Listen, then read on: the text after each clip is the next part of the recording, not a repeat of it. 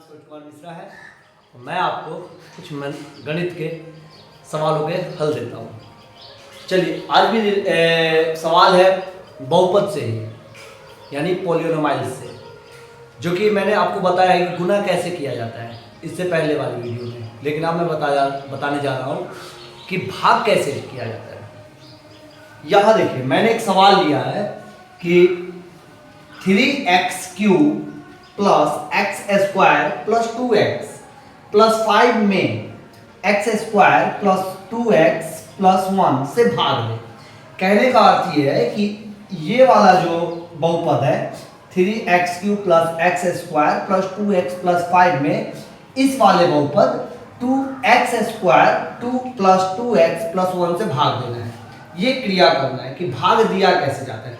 तो पहले मैं आपको एक बेसिक बताता हूँ कि बेसिक पहले समझना हमारे लिए काफी इंपॉर्टेंट होगा कि बेसिक्स होता क्या है। अब यहाँ देखिए, पहले यहाँ पर मैं एक रफ लेता हूँ, रफ में मैं बताता हूँ आपको। देखिए, यहाँ पर अगर हमारे पास अगर सपोज दैट 2x स्क्वायर है, अब बाहर हमें x से भाग देना है, x, तो यहाँ पर हमें करना क्या है कि जो भी अंदर है वही चीज हमें नीचे होना चाहिए, और फिर उसका चिन्ह बदल के हम उसको काट देते हैं। अब यहाँ पे मैं आपको बताता हूँ। देखिए, x के पास कुछ नहीं है तो समझ लीजिए 1 है। समझ लीजिए कि जिसे x स्क्वायर का 2 से गुना हो रहा है तो समझ लीजिए कि x का 1 से गुना हो रहा है, और इसके आगे अगर कोई सिंबल नहीं है तो समझ लीजिए कि इसके आगे प्लस है।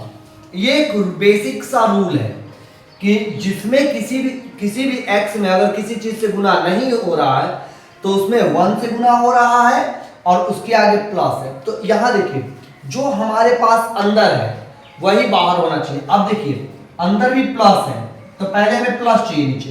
प्लस का अगर हम प्लस लिखते हैं और गुना करते हैं, प्लस का प्लस से गुना करते हैं, गुना करना है, प्लस का प्लस से गुना करते हैं तो यहाँ पे प्लस आता है, क्योंकि मैंने आपको पहले बताया हुआ है कि सेम सिंबल में गुना होने पर उसका आंसर प्लस में आता है। प्लस का गुना प्लस में होने पर प्लस आता है।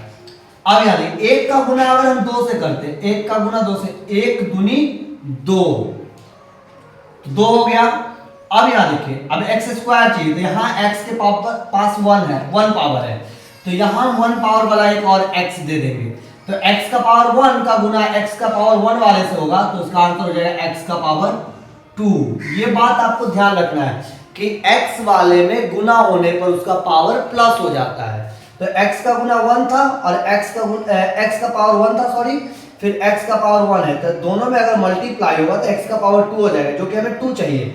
अगर यहाँ पर 3 होता, अगर यहाँ पर 3 होता तो x का पावर 1 रख लेते, 1 था, और यहाँ पर हम x का पावर 2 रख लेते। इससे क्या होता कि x का पावर 1 है और x का पावर 2 है, तो यहाँ पर x का पावर 3 हो जाता।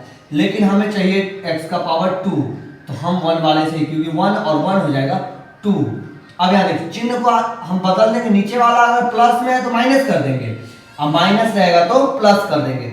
अब यहाँ देखिए 2x स्क्वायर प्लस में हो गया और 2x स्क्वायर माइनस में, इसको काट दिए, ये 0, ये हमारा यानी 2x आंसर आ गया, प्लस नहीं बोलते हैं। ये हो गया बेसिक्स।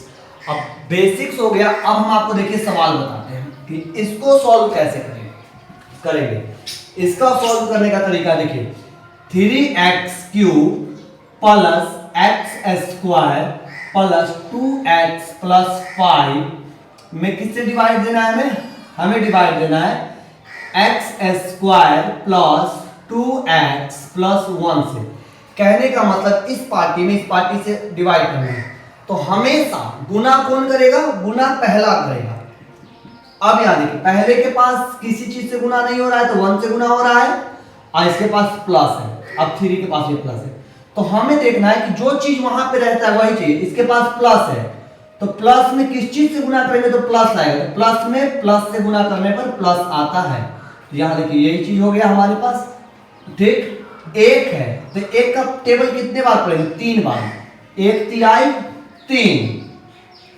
x का पावर 2 है तो यहां देंगे x का पावर 1, लेकिन 1 पावर लिखेंगे नहीं, तो क्या होगा, x का पावर 2 और x का पावर 1, तो यहां पे हो जाएगा x का पावर 3।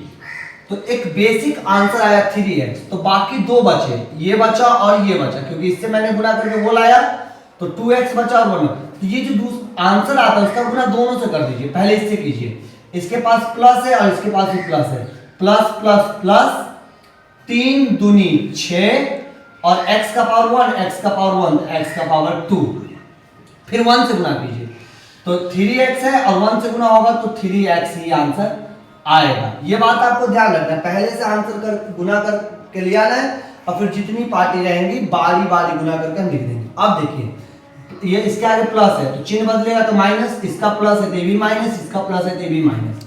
अब देखिए 3x³ से 3x³ हमारा कैंसिल हो गया तो बचा यहाँ पर क्या 6x² और x²।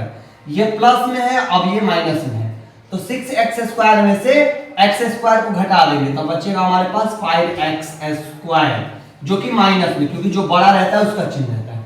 अब यहां देखिए 3x और 2x, 3x में से 2x चला जाएगा तो बचेगा x, तो यहां पर माइनस में जो बड़ा है तो माइनस x और यहां पे आ गया +5।